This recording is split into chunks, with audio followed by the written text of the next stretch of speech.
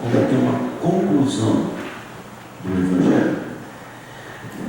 E como conclusão, Jesus nos deixa tipo um testamento. Ou seja, as últimas palavras são as palavras mais eloquentes, mais eficazes e mais significativas. E qual é a última palavra de Jesus para a gente? Nós só podemos experimentar o que Ele conquistou para a gente, ter a experiência pessoal de Jesus, enquanto nós estamos na Eucaristia, ali se realiza tudo, na mesa do altar, no dia do Senhor, vivendo em comunidades, ou seja, na conexão uns com os outros, porque a finalidade da Eucaristia é essa: estabelecer unidade entre nós, igualdade, comunhão, coisa que existia na primeira comunidade descrita aqui de Jerusalém, tirada de Atos dos Apóstolos. Então ali o retrato daquilo que Jesus quis para a gente, daquilo que Ele pensou para a gente, naquilo que Ele quis realizar para a gente, e que está também presente na segunda leitura, segunda carta de São Pedro, que fala tudo aquilo que Cristo quis para a gente, que nós acolhemos. Essa experiência é extraordinária. Só pensar, aquela comunidade antes de se constituir, como que era o ideal de vida deles, a realização deles, o que eles viviam antes e depois da presença de Jesus, a diferença. Assim, Tomé desligado dos discípulos, Tomé separado, e Tomé, embora tivesse percebido através dos seus olhos essa transformação que aconteceu nos discípulos. Os discípulos, depois da presença de Jesus, eles transpareceram algo diferente, uma alegria que não tem como se expressar. E imagina como que eles contaram: vimos o Senhor, e todos unânimes. Mesmo assim Tomé não acreditou. Eles estão na mesma linha, os discípulos de Emaús, enquanto conversavam com Jesus, e só foram ter a experiência verdadeira de Jesus, abrir seus olhos para Jesus, seus ouvidos para Jesus, compreender a palavra, quando do partir do pão. E eles tomaram, depois disso, um caminho reverso. Eles iam contra Jerusalém, para o distante de Jerusalém. E depois eles voltam para Jerusalém. E voltar para Jerusalém é voltar para o seio dos discípulos. É voltar para a experiência de comunidade, a experiência de família de Deus, unidos diante do Senhor. E os laços que nos unem a partir daí são laços muito mais fortes, inclusive do que os laços consanguíneos, porque é o laço de Jesus. Eu reflito assim: quando eu recebo Jesus em comunhão, e você também recebe, eu não recebo Jesus diferente do que ele recebe. É o mesmo Jesus, não é o Jesus que se diverte, não é o Jesus lá, outro aqui, não, é o mesmo Jesus, para que a gente seja um em Cristo. A comunhão é para isso, para estabelecer essa comunhão entre a gente. Isso acontecia na comunidade de Jerusalém. Eles eram unânimes em tudo, eram unânimes na fração do pão. A fração do pão é a Eucaristia, é a forma com que, é o termo que eles usavam para designar a Eucaristia, a fração do pão, por causa desse rito tão importante da Eucaristia, que significa essa unidade. Essa fração do pão é realizada enquanto nós acompanhamos, depois do segundo rito, depois da comunhão, depois da oração eucarística. O primeiro é o Pai Nosso, também extremamente significativo enquanto expressa a nossa comunhão, ou a finalidade que Jesus se ofereceu, sermos irmãos. Por isso chamamos a Deus de nosso Pai, não meu Pai. Veja, a experiência de Tomé não foi uma experiência isolada de Jesus. Não foi, Jesus não nos proporciona a experiência de si isolada, sem a conexão com os irmãos.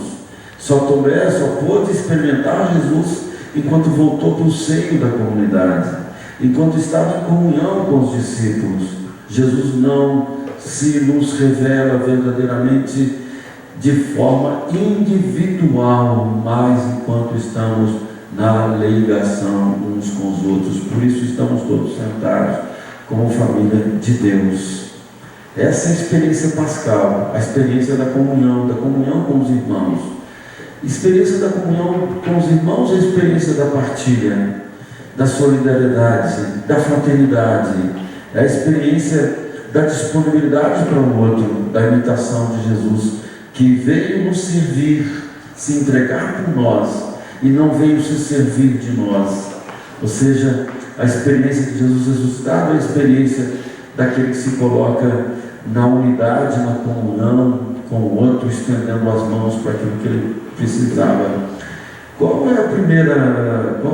aquilo que aparece na descrição dessa comunidade de Jerusalém? Eles tinham tudo em comum, não consideravam nada como seus pessoais, como pertences pessoais, mas se colocava tudo à disposição para que não faltasse a ninguém, não havia necessitado entre eles. Olha a comunhão, a partilha, isso faz com que nós sejamos instrumentos da providência de Deus. Isso é experiência pascal. Nós podemos ser obstáculo à providência de Deus, que deixa faltar para o outro, e nós podemos ser instrumento para a providência de Deus acontecer. E quando nós somos obstáculo, quando nós seguramos aquilo que não nos pertence, que é supérfluo, o problema necessário, para acúmulos e para aquilo que satisfaz caprichos e que, por exemplo, o que satisfaz caprichos, consumismo exagerado, por causa de vaidades, tudo contrapondo aquilo que é a razão daquilo que Cristo nos oferece para vivermos contentes com aquilo que é o necessário, né? E é muito mais simples viver assim. Não precisamos de seguranças, não precisamos disso, daquilo. E os discípulos tinham isso, os discípulos viviam na partilha, na primeira experiência da comunidade de Jerusalém. Eles tinham tudo em comum. Havia comunhão entre eles, havia unidade entre eles. Vamos refletir um pouco sobre essa experiência de Jesus. Eu tenho feito essa experiência. E veja, ele não apareceu a Tomé, além de não aparecer individualmente, mas enquanto Tomé estava na ligação com os discípulos, e não apareceu na segunda, na terça, ou na quarta, ou na quinta, ou na sexta, ou no sábado. Ele apareceu no domingo, que é o dia do Senhor. Aliás, o português é a única língua que tem o domingo que expressa que é o dia do Senhor, dies Domini, ou seja, o dia do Senhor. Domingo significa isso, a única língua. Não existe outra língua que tenha esse significado. Olha que beleza a nossa língua, né? Tem tantas coisas tão interessantes, e inclusive em outras línguas, mais interessantes até do que em português, mas isso não nos diferencia, né? Nos diferencia em relação a todas as outras línguas. É sinal de que na nossa linguagem nós reconhecemos aquilo que Jesus quis para Tomé e quis para toda a comunidade cristã, que nos encontrássemos como família, tivéssemos experiência da sua presença viva entre nós, trazendo para nós todos os frutos da sua paixão, e no dia do Senhor, no domingo. O domingo não nos pertence a Jesus. Então nós não podemos dizer que temos que fazer outra coisa no lugar de atender o Senhor. Nós não temos esse direito, não nos pertence. Eu sempre reflito isso. Quando eu sou contratado para trabalhar para uma empresa ou para um empregador, eu sou contratado de trabalhar 7, 8, 9 horas por dia, durante a semana toda. Eu não tenho direito de fazer outra coisa a não ser aquilo que o patrão determinar durante a semana toda. Agora, o Senhor, que é o Senhor de todas as coisas, Ele reserva para si esse dia, reserva para si, para que nós não façamos outra coisa a não ser aquilo que o Senhor determinou que nós fizéssemos, ou seja, a experiência de Tomé, está no seio da comunidade religiosa. E por isso que é o terceiro mandamento, guardar domingos e festas de guarda. Por isso que é rompimento com Deus. É por isso que é voltar à experiência negativa de Tomé, desconexo da comunidade, sem a experiência de Jesus, sem acreditar verdadeiramente quando nos afastamos do dia do Senhor, nos afastamos da comunidade, nos afastamos do dia que Ele reservou para si. Então vamos refletir sobre isso e fazer uma adesão àquilo que o Senhor quis para a gente hoje, né? Que a gente viva esse dia do Senhor, que seja dele verdadeiramente.